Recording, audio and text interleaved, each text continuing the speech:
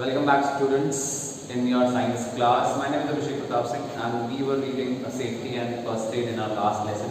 We have discussed the introduction part of this lesson. Now we have to read about first aid. So let's start, student.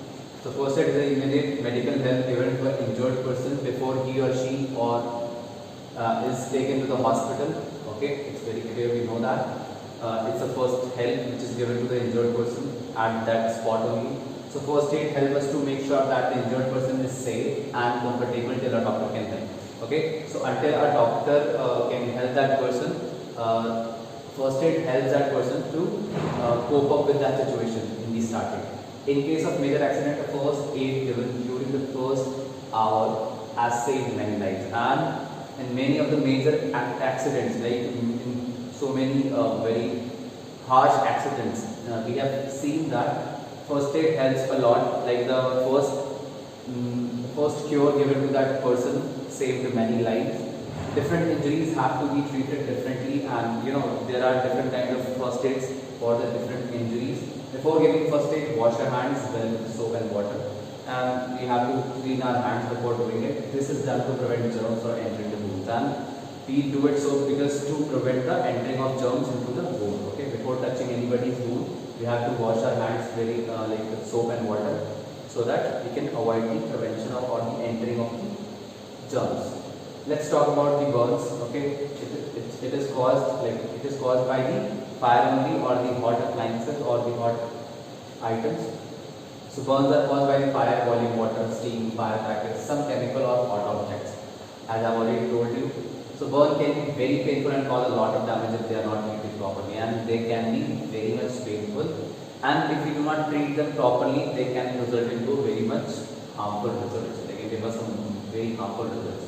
Minor burns can be treated at home. So small burns, or like with less burn, so that can be treated at home. Hold the area under the cold running water for a few minutes. Place a cool or a wet cloth on the top of the burnt area. So we have domestic measures to cure to handle the minor burns or the small burns. Like suppose if you have touching utensil which was very hot, now because of that your fingertips got a burn. So you can just put your fingertips into the tap of water, and after that you can just keep a wet cloth or a cool cloth over the burnt area. Now in the case of more severe burns, keep the area under the cold running water. Now if the burn is severe, means it's like a bit more severe thing is there. So you can just keep that you keep your hand under the running water. Do not break the blisters. Blisters are what, like whenever you got severe burn, means like not minor one. So what happens, like you got your skin swells up, right? And there is a kind of water in that structure, that is called a blister, a kind of a water balloon, like you can say. So that form, and cover the area with a cool and a wet cloth. And what you can do, again the same thing, you can just cover that area with a cloth, that is a wet cloth and a cool cloth. Now in the case of very severe burn, take the patient to the hospital as soon as possible. Give the patient a lot of water to drink. And what we can do here, if the burns are very much serious, like if the whole body is burned and that person has faced have been into a huge fire, so what we can do, we can just take that person to the hospitals immediately as soon as possible, and give the patient a lot of water to drink, so that as like to maintain the hydration of the body, we can provide him a lot of water to drink. Now let's talk about the cut and bruises. Now as you must be very much familiar with these terms, that cuts and bruises. While playing in your childhood days, you must have got these things, cut and bruises. So in the case of small cuts, wash the wound well with an antiseptic soap and plenty of clean water. So you must have done this also in your childhood days, that whenever you have got wound over an area of your elbows or knees, so what you have done, you just use the antiseptic after cleaning it with the clean water. Now dry the wound with a swab of cotton.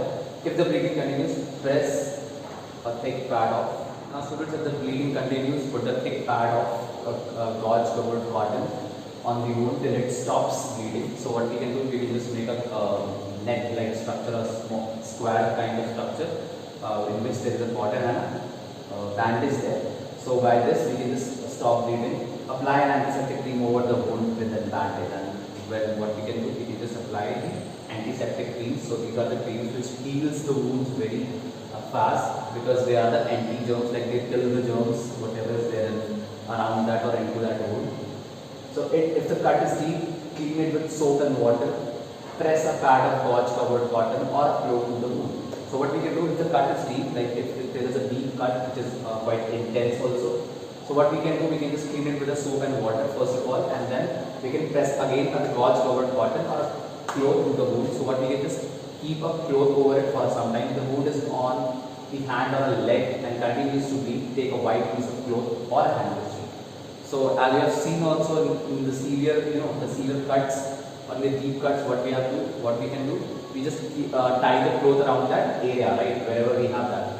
So tie the cloth tightly and little above the wound, and we have to just tie the whole cloth like handkerchief or the piece of cloth. This is called a tourniquet. Make sure it's not too tight, as this can cause injury. You should be able to slide a finger under it. Okay, so while just tying this tourniquet around your hand or around the wounded area, what we have to ensure that your finger can slide into that, under that, okay, so that it should not cause more injury to your wound. Now take the patient to a doctor immediately, and after that you can take the patient to the doctor immediately. The doctor might decide to give an injection to prevent a disease called tetanus, and in that case what can a doctor do? So he can just inject that person so that we can avoid this disease called tetanus. Now what is tetanus? We can simply understand that it is a kind of bacterial attack, okay, through the wounds, which somewhere affects our nervous system also. Okay, so this is all about this tetanus. Let's talk about the fractures. Some accident can result into a broken bone. We all know that. We have seen it also. This is called a fracture and is very, very painful. And whenever there is a break in the bone, right, whether it is minor or the major one, that thing is called fracture, and it's very painful. Do not do the injured person, and while if somebody got fractured, you should not allow to move that injured person. Place an ice pack on the injured part to bring down the swelling, and to just reduce the swelling in that area, we have to keep the ice pack, or we can use ice over there to reduce the swelling. Do not let the patient move the broken arm or leg, and we should take care of that broken part of that person. Use splints to make sure that the broken bones do not shift, and we can use a lot of things like splints. Use a sling made of to let the patient move the broken arm or leg. Use splints to make sure that the broken bones do not shift. Use a sling made of clothes to prevent movement. So what we can use here, we can use splints. Now it supports the broken part of the body. Okay, and again slings are the kind of a flexible clothes which can turn around, which can roll up around the broken part. So take the patient to the doctor as soon as possible. Again, in this condition we cannot do anything much. So again, we have to just after giving such first aids, we can just take that patient to the doctor as soon as possible. Let's talk about the sprains. Okay, now if I talk about the sprains, these are the kinds of cramps or muscle cramps in our body under the skin. So we will read about it. So sometimes joints like the ankle and wrist get twisted, and exactly what happens. So when the joints or ankle or wrist get twisted, now this is the wrist one, and the ankle, you have seen it is there in our legs. So the joint swells up and it's very painful, and this is called sprain. And because of that, excess movement or the unwanted movement of that ankle and wrist causes the very pain, and which turns into a swelling, which is called sprain. When a joint is sprained, use ice packs to decrease the swelling, as we already have done in the fracture part, that we are using ice packs to reduce its swelling. Do not let the joint to be moved. Again, we are not allowed to move that twisted part.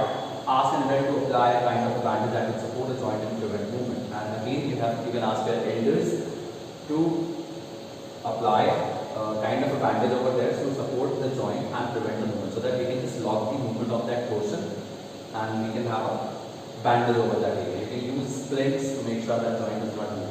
So again, we can use just a supporting, so that is splint. Tie the splints above and below the joints, and like this you can just tie the splints. Okay, so it's a kind of, you can see that there is a portion, two hard portions are there, which is giving support to the broken part, right, or the twisted part. Now students, let's talk about the animal bites. You must have again experienced this many times in your life. So bites of animal can sometimes be dangerous. Okay, so if a lion is coming to you that time, that is very obvious that it is very dangerous. There are many kinds of germs that live in the mouths of animal, and you should notice that there are many kinds of germs, different kinds of germs which is there in the mouth of animals like dogs and cats. So the bite of these animals can lead to the spread of disease like rabies. So if the animals like dogs and cats are biting us, so we can have a disease like rabies.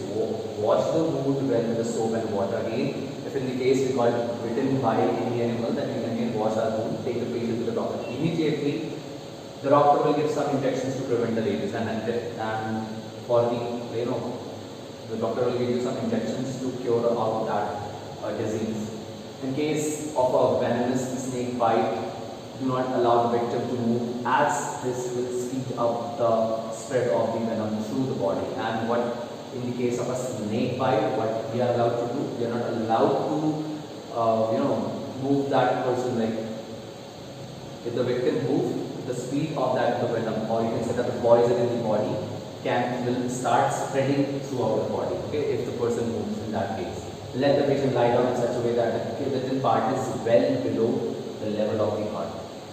And what we can do in that condition, we can just ask that person to lie down over the ground, and we have to ensure that the bitten part is well below the level of the heart. So it should be below to the level of the heart. Treat the bite like a fracture or a sprain. Use splints and bandages to stop the bitten part from moving. So again, we have to just lock that area, okay, by the help of splint and. So we can so do not use any tourniquet or try to suck out the venom. Take the patient to the doctor immediately, and we should not try to take out the venom or the poison from its body. Okay, we should not try these kind of activities. Now, what is about the nosebleeds? So you must have again experienced this as well, because these are the common things which we keep on experiencing in our daily life, students. So if I talk about this, the nosebleed can occur due to an accident. Okay, so sometimes it can occur due to an accident, irritation or dryness of the lining of the nose, allergy, cold, heat, or something stuck in the nose. So these can be the reasons of nosebleed. What is nosebleed? When we feel that the blood is coming out of our nose, that is called nosebleed. So it can occur due to an accident. If suppose you got stuck to any wall or like any place, okay, so in that case you can have a nosebleed.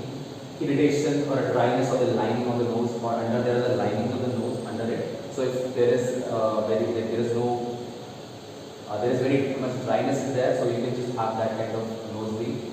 It can be happen because of allergy, cold, heat, or something stuck in the nose. Okay. Ask the patient to lean forward slightly and breathe through the nose. And as you can see in the picture, she just leaned forward. Okay, and what she is doing, she breathes through the mouth. She has just closed her nose, and what she is doing, she is breathing through the help of her mouth. Pinch the nose between the thumb and the forefinger about 10 minutes or until the breathing stops. So this is again a first aid thing which we can do to a person who have a nosebleed. Now again, we just lean forward slightly and breathe through the mouth. Pinch the nose for 10 minutes until the breathing stops. So students, this is all about our lesson, that is safety and first aid. We have done it till now. Okay, we will solve question answers in our next classes, in the other exercises as well. So please watch this video if you have not understood this. We have the first part of this video as well. So if you want to just recall the whole lesson, go to first part and then you can just come on here. So thank you so much for watching video, and do not forget to comment your name